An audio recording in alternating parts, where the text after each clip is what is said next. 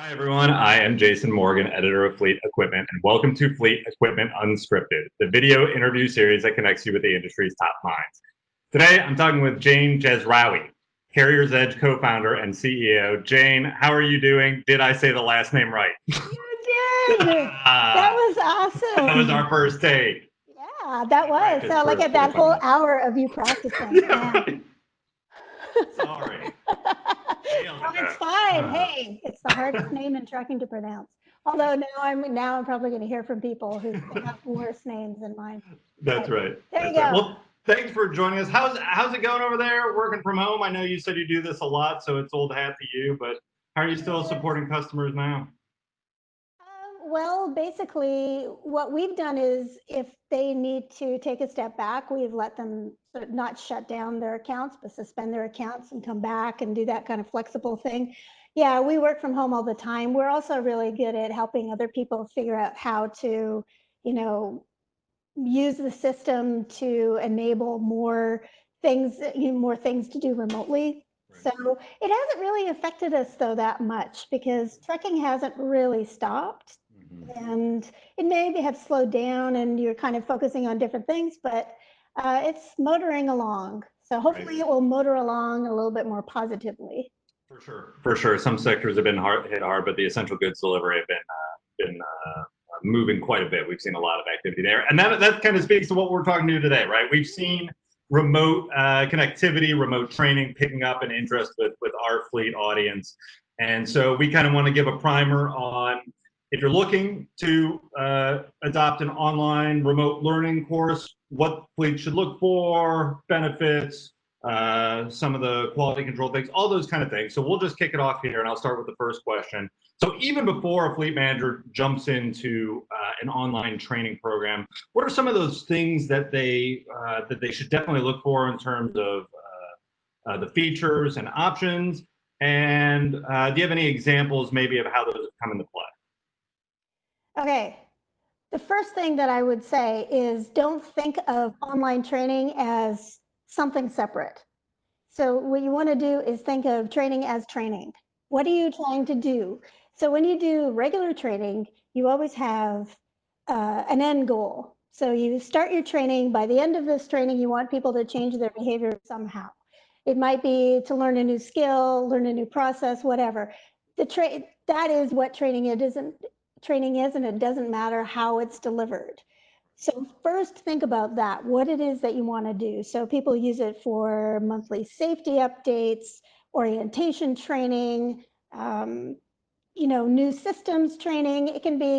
Training can be a whole bunch of different things. So if you look at orientation is one of the big ones, bringing people on, doing the onboarding, getting them all set up. What you want to do is first of all, decide whether you're going to create your own training or do you want to use somebody else's training that's already there. So if you're going to so let's look at the catalog, because that's what CarriersEdge has, is a catalog of courses that you can use.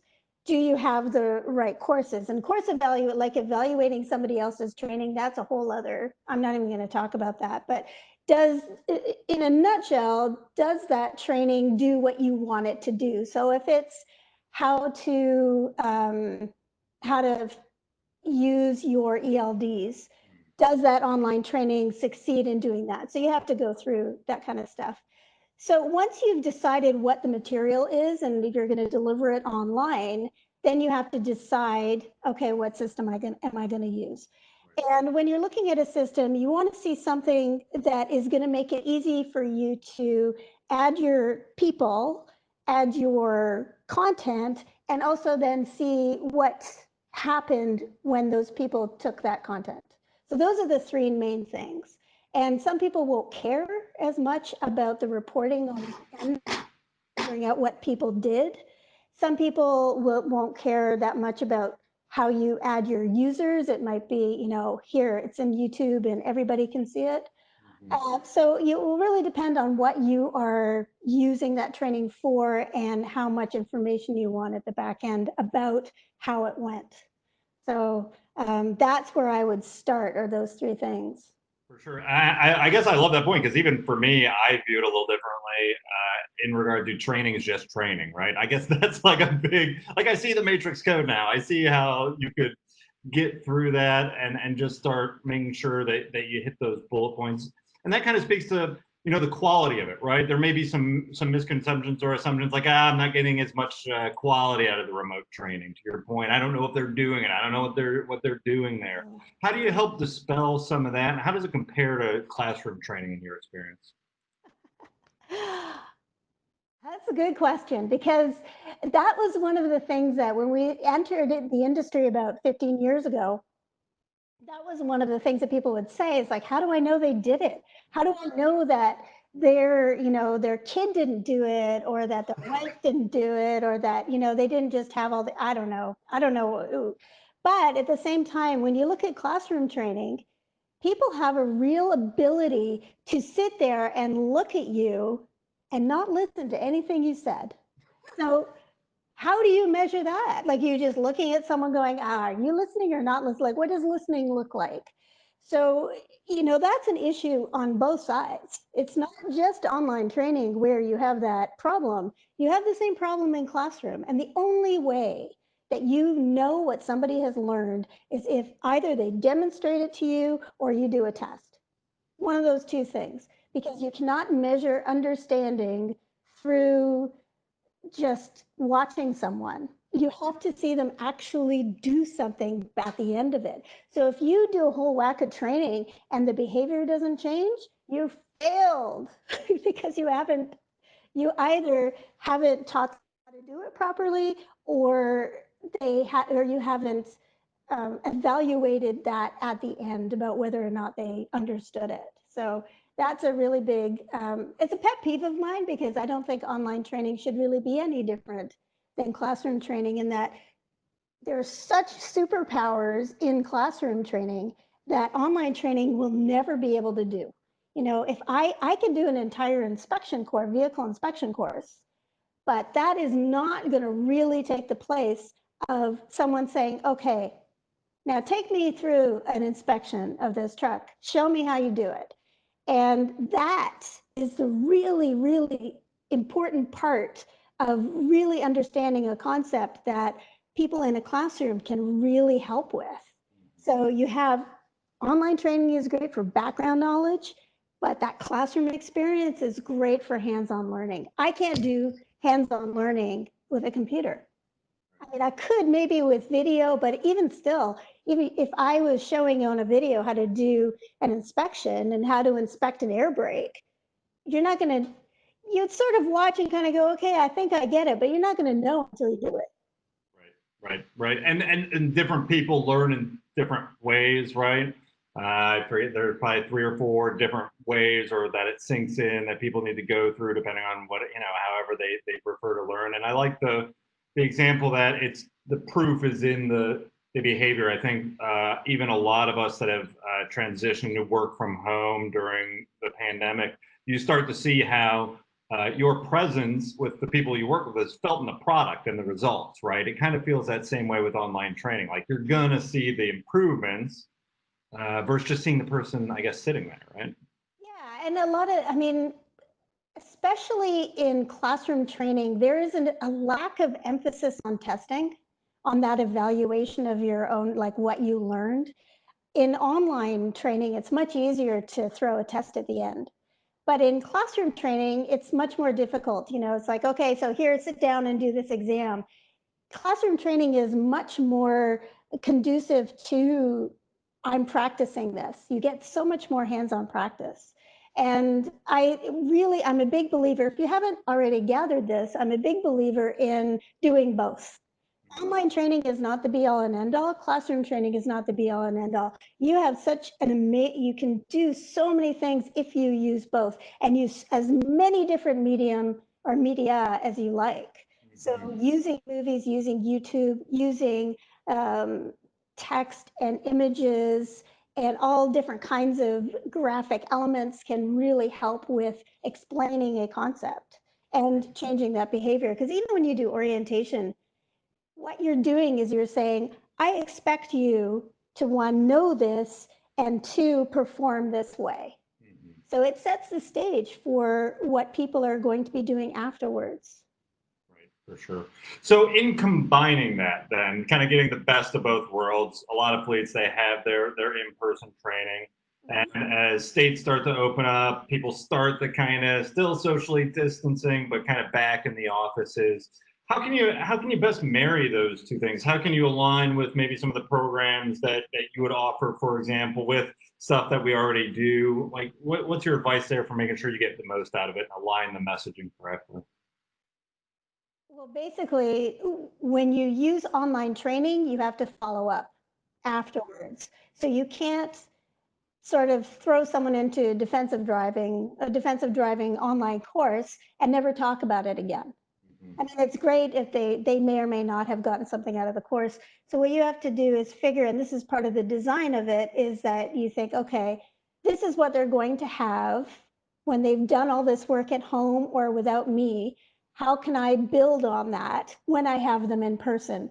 So if you're doing the whole 6 feet away, how is that going to look when someone is showing up in front of me? What can I physically do with them? So use online for the stuff that you don't need to physically be there. So why would you, so for example, I don't know, like hazmat, or not hazmat, thinking of something really simple.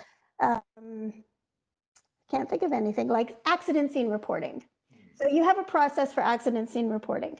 You have a choice. You could do it in a classroom or you could do it online. If you do it online, then let me go back. If you do it in a classroom, everybody comes into that classroom and sits and listens to you talk about what the process is. You don't need to do that. That is something then you have to deal with, is everybody the safe distance apart? Are you wearing masks? Are you washing your hands? What are you doing? You could do all of that online because it's a process. It's not something that needs face to face. When you get them into a room face to face, then you can say, you know, did you understand A, B, and C? Give me a summary of what the accident scene process is. Do you have any questions? Let's talk about this. What about this situation? What about that situation? Then you can have a shorter in-person meeting, but still have all of the content covered. And I think that's the real strength of it. So when we think about what you don't want to have to take time to do while you're with each other, that's what you put online. It's a waste product of training. It's all from maybe the person taking it, or do you have any examples? It seems to me that this would maybe elicit some buy-in or some autonomy over how I learn and when I learn, and that seems, rather than just, well, I got to go to this class and listen to this person for an hour or ever. Do you have any examples of that from customers you work with? We were actually just talking about that because we were talking to a potential customer about, taking time and how people take a lot of, it runs the gamut. So in our courses, we have an estimated amount of time that is going to take you to complete a course. When you're in a classroom, you're forced to complete it all together. So what happens is you wait for the slow people, the fast people are bored, the slow people feel bad because they're taking more time. There's behaviors that, things like asking questions. So whenever I was in a class, I'm always one of those people who ask questions, and I can feel everybody going, stop, you're just going to make it longer. Right. Which is a real drag because you're engaging with the content and the instructor is happy, but all your peers are not happy. So if you're one of those people, then online learning is a real benefit. So people can take their time. If they don't really understand it, if English isn't their first language, they can go through it a number of times. Or if you have it, and we do this, we have a lot of our content in Spanish. We also, because we operate in Canada, we have French. So we do the translation, and then so people can do it in their regular language. And learning something in your first language really helps make it stick. You may have to operate in English, but learning the concepts can be helpful. And so you go slower, you just want to listen to it over and over again. It could be like that. If someone wants to go really fast, they can do it in a couple hours, or not a couple hours, they can do it in 15 minutes. And if they can pass the test, they can pass the test. So you can get to a level playing field. When you bring everybody in, everybody has base knowledge, and then you can build on that. Right. No, very interesting. And, to bring it back to, it's just all about the result. You need it to stick, right? Yeah, exactly. How fast someone learns something should not be an indicator of their success in your employment. So if somebody, let's look at it, it doesn't even have to be a driver, it could be anybody. It could be a dispatcher. So it may take, let's say a dispatcher needs an extra couple of hours, has a learning disability, and just needs a little bit longer to do anything. But then once that person has got it, they've got it. And that's what I find with a lot of people who take a long time to learn a process. Once they got it, they will never screw it up or make a mistake or do anything wrong. So you have to look at both sides of it. Right. Very cool. Well, Jane, thank you so much. I've learned a lot. I look forward to the follow-up test later. We'll go through all this again. I'll be sending that to you. That's right. Well, I really appreciate you taking time. Very interesting stuff, and I'm sure we'll talk to you again soon. Great, thanks.